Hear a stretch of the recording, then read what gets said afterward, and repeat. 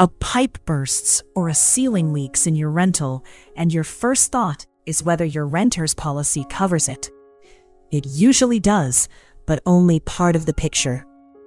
Renter's insurance is built to protect your personal belongings. If sudden water damage ruins your furniture, electronics, or clothing, your policy typically steps in to cover that. What it does not cover is the building. The structure, the walls, the flooring, all of that is the landlord's responsibility and falls under their own property insurance, not yours.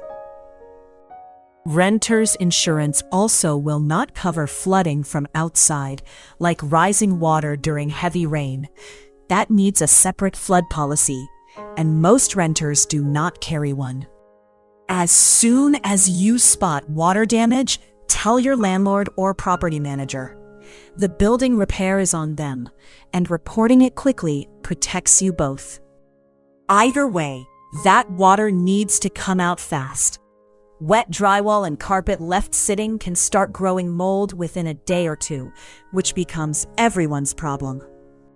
If your rental has water damage, we work with tenants and landlords across Dallas to get it dried out fast.